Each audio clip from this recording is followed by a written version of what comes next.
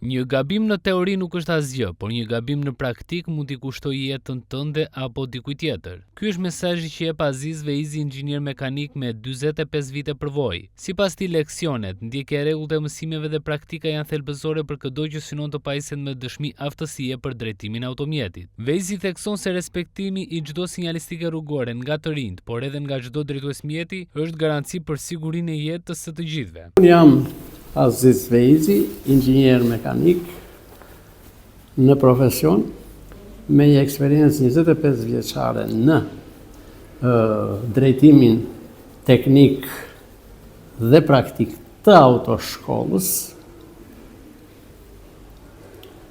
dhe gjatë kësaj kohe unë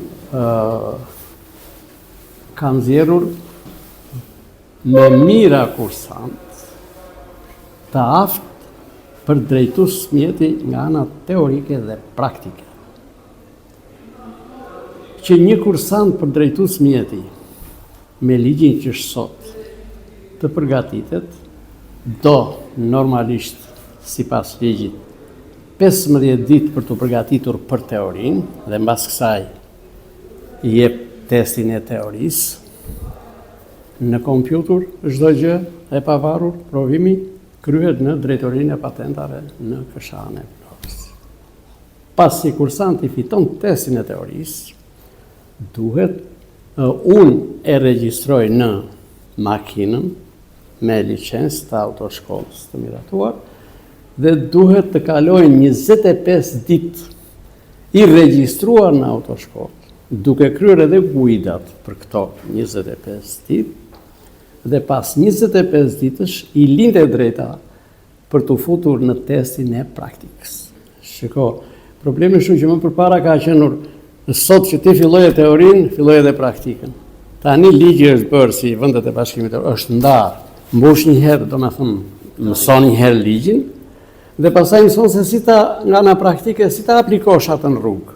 E kupton? Pra janë dy gjëra, do me thënë që edhe është shumë mirë, sepse nëse del me një kursant për drejtues mjeti, që ditën e parë ai s'di fare teori, kështu që duke mësuar teorinë, del në rrugë. Dhe kjo është metodë shumë e mirë. Autoshkolla është shumë e nevojshme, sepse mësimi fillon nga zeroa.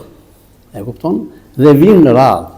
Unë për shembull si inxhinier në autoshkollën time, kam mbi përvojën time personale, kam përgatitur edhe teste, guida, udhëzues, do me thënë të posaçëm.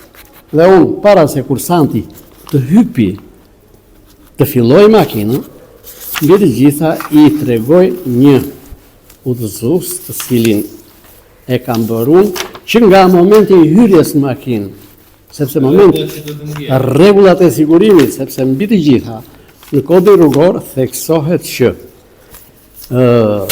në radhë parë siguria rrugore.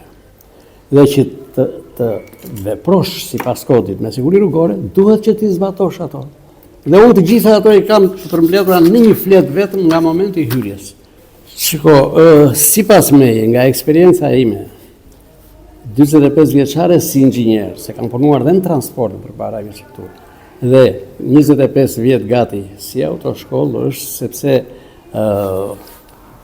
aksidentet në rrugë ndodhin. E para, nga mos zbatimi i normave dhe rregullave të kodit rrugor.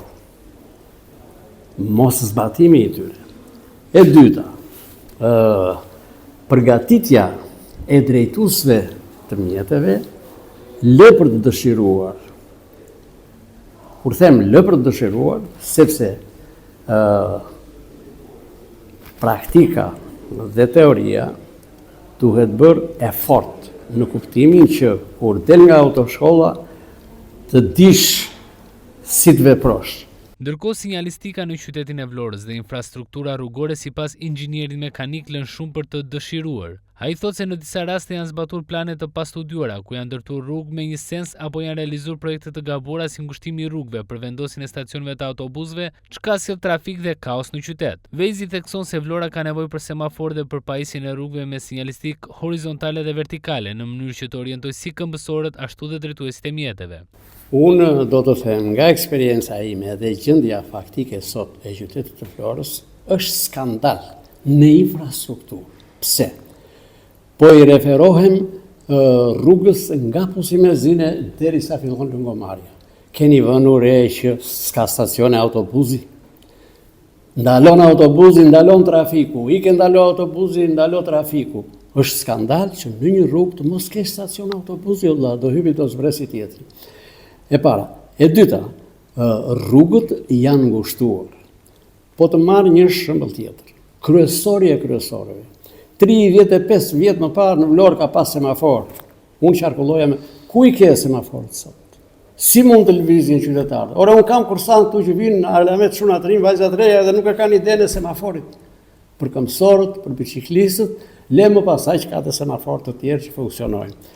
Sipas tij, aksidentet e ndodhura së fundmi kanë shënuar rritje si pasojë faktorëve të ndryshëm që nga mungesa e sinjalistikës deri te mosrespektimi i rregullave të qarkullimit rrugor.